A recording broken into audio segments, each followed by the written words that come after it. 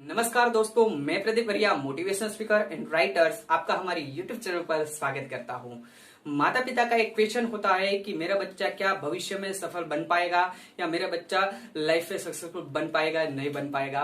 पर आप निश्चिंत रहिए, इसी वीडियो के अंदर हम बात करने वाले हैं, आपके सारे सवालों का जवाब इसी वीडियो के अंदर देने वाले हैं कि आपका बच्चा कैसे सक्सेसफुल बन सकता है और आपका बच्चा कैसे भविष्य में एक टॉप लेवल पर चैंपियन कैसे बन सकता है। इसके बारे में हम बात करने वाले हैं। ठीक पड़ा थंबनेल पे। स्टूडेंट का भविष्य किसके हाथ में है? स्टूडेंट का भविष्य दो लोगों के हाथ में है, एक माता पिता और दूसरा टीचर्स के हाथ में। पर इसी वीडियो के अंदर हम बात करने वाला है कि सिर्फ और सिर्फ पेरेंट्स कैसे बेस्ट पेरेंट्स बन सकते हैं और स्टूडेंट के लाइफ पे कैसे बदलाव ला सकते हैं, इसी के बारे में। तो बेस्ट पेरेंट्स बनना चाहते हैं तो इसी वीडियो को अंत तक देखते रहिए। इसी वीडियो के अंदर हम 4 गलती की बात करने वाले हैं जो माता पिता से अनजाने में हो जाती है। तो आइए इस वीडियो को शुरू करते हैं। गलती नंबर 1, ओवर केयरिंग। माता पिता से कभी कभी अनजाने में गलती हो जाती है। बच्चे की जिद के कारण तो कभी कभी बच्चे के प्यार के कारण माता पिता को घुटने टेकने पड़ते हैं।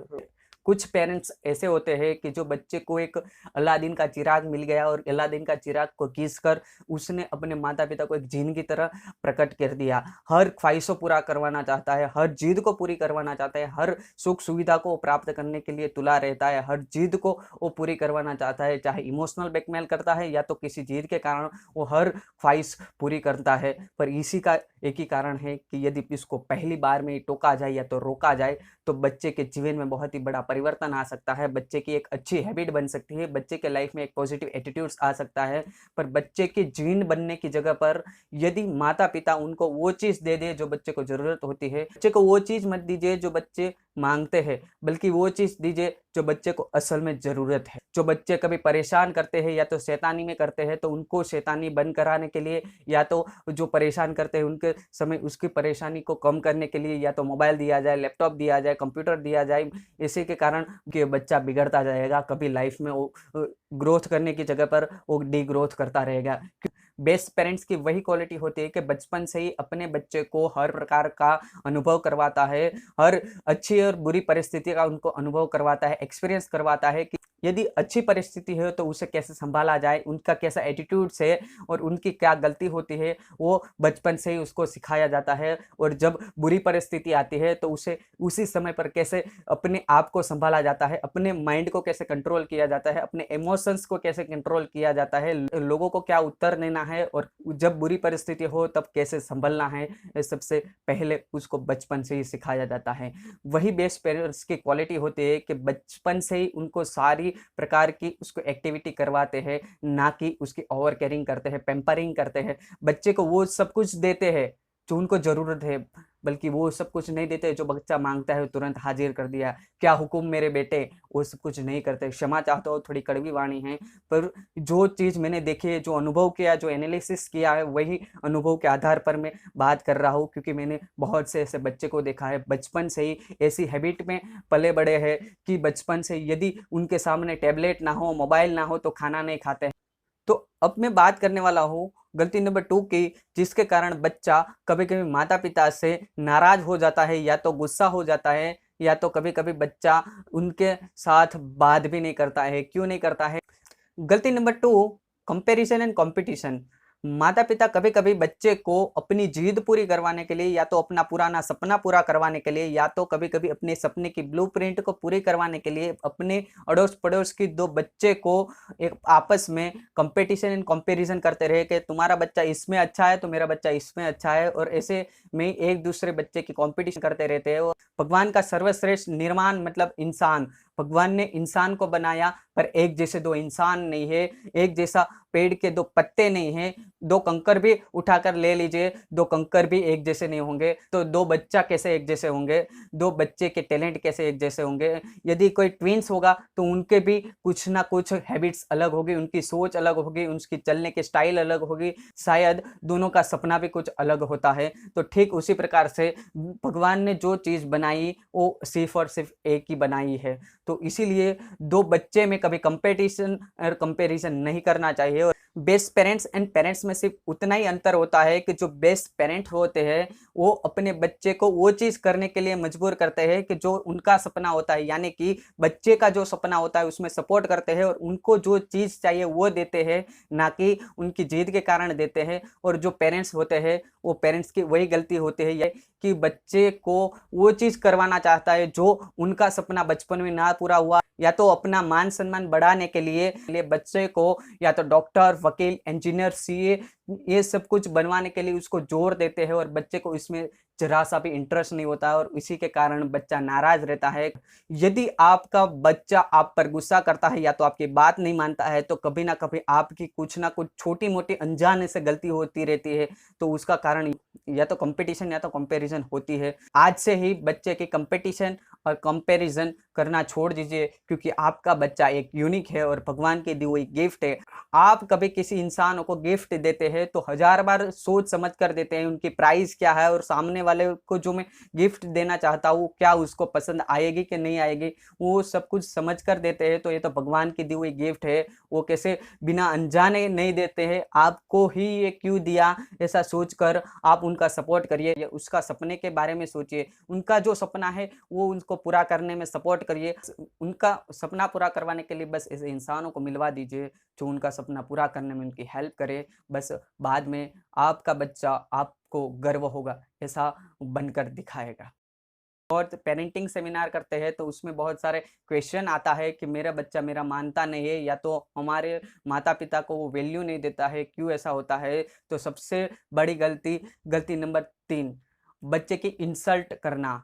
बच्चे की इंसल्ट मतलब कि कभी-कभी जब शादी में जाते हैं, कभी बर्थडे पार्टी में जाते हैं और वहाँ पर इकट्ठा होकर आप अपने सामने वाले जो इंसान होता है, या तो फैमिली मेंबर है या रिलेशन में है या सोसाइटी में है या कहीं पर भी आपका दोस्त है, उनके सामने ही बच्चे की ऐसी इंसल्ट होती है कि मेरा बच्चा तो देखो ना कुछ ही नहीं कर सकता है, बेकार है, गधा है। और उनको ऐसे कड़वे शब्दों से प्रयोग किया जाता है और बाद में बच्चा आपकी कभी वैल्यू नहीं करेगा। क्यों? क्योंकि बच्चे को वैल्यू नहीं मिलती है, इसीलिए बच्चा आपको वैल्यू नहीं देता है। बेस्ट पेरेंट्स की वही क्वालिटी होती है कि यदि अपने बच्चे की किसी भी प्रकार की गलती है या तो किसी क्षेत्र में वो कमज़ोर है तो उनको वो अकेले में जाकर बात करते हैं, या तो उनकी जब भी मिलने का समय होता है तभी एक समय डिसाइड करके उनको बातचीत करके उनका सॉल्यूशन लाते हैं, ना कि लोगों के सामने उसकी बेइज्जती करते हैं या तो उसे इंसल्ट करते हैं। अब बच्चा आपकी सुनता नहीं है तो आप पहले उनकी सुननी शुरू कर दीजिए। वो बच्चा क्या बनना चाहता है, उनका कौन सा सपना है, और कि बच्चे की सुनने शुरू कर दीजिए, बच्चा आपकी सुननी शुरू कर देगा। बस वही गलती होती है कभी-कभी तो उनको सुधार लीजिए और बेस्ट पेरेंट्स अब बन जाइए।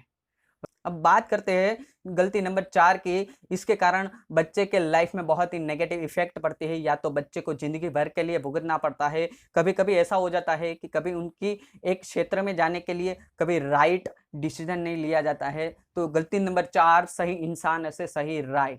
कभी-कभी गलत इंसान से गलत राय ली गई, इसका मतलब कि अंधे इंसानों को एड्रेस के बारे में बताया और अंधे इंसानों जो एड्रेस बताया उन पर विश्वास करके वही एड्रेस पर पहुंच गए। तो इसका मतलब क्या मिलेगा कि उसको भी नहीं पता है और आपको भी नहीं पता था, पर आपने एक बार ट्राई कर ली और वहां पहुंच गए जहां आप जाना नहीं चाहते थे।